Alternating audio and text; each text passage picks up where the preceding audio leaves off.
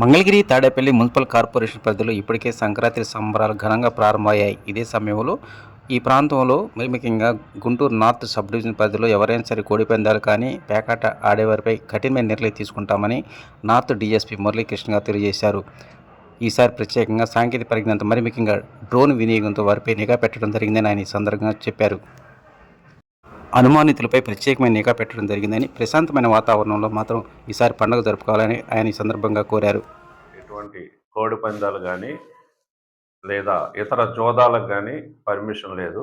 అట్లాంటివి ఎటువంటివి కూడా అనుమతించబడవని అందరికీ తెలియజేస్తున్నాము.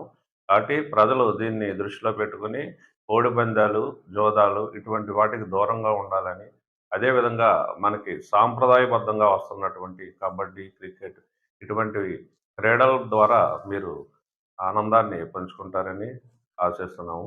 అది కాకుండా మీరు కోడి పందాలు, జోదాలు పాల్గొన్నా, ఆడించిన వాటిపై డ్రోన్ కెమెరాల ద్వారా నిఘా ఉంటుంది. ఈ డ్రోను దాదాపుగా 1 కేఎం రేడియస్ ద్వారా మూవ్ అవుతుంది. 1 కేఎం రేడియస్‌లో ఎక్కడున్నా కూడా అది కనిపెడుతుంది, మాకు తెలియజేస్తుంది. కాబట్టి దీన్ని దృష్టిలో పెట్టుకొని ఈ జోదాలకి దూరంగా ఉంటారని కోరుకుంటున్నాం. Thank you. చేయడం జరుగుతుంది. దానికోసం ప్రత్యేకంగా నిఘా పార్టీలతో పాటు స్పెషల్ పార్టీలను కూడా మఫ్టీలో తిప్పుతాము. అదేవిధంగా డ్రోన్ ద్వారా కూడా నిఘా పెడతాం.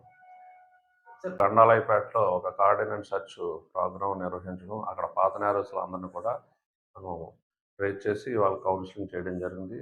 అదేవిధంగా చినకాకంలో కూడా కార్డినెన్స్ సెర్చ్ నిర్వహించడం జరిగింది. అలాగే ర్యాలీలు కండక్ట్ చేస్తున్నాం. అలాగే కొన్ని ఏరియాస్కి వెళ్ళి అక్కడ ఉన్నటువంటి కమ్యూనిటీస్తోనూ, కాలనీస్లో ఉన్నటువంటి వాళ్ళతో కూడా మనం అవేర్నెస్ని క్రియేట్ చేస్తున్నాం, డ్రగ్స్కు దూరంగా ఉండమని.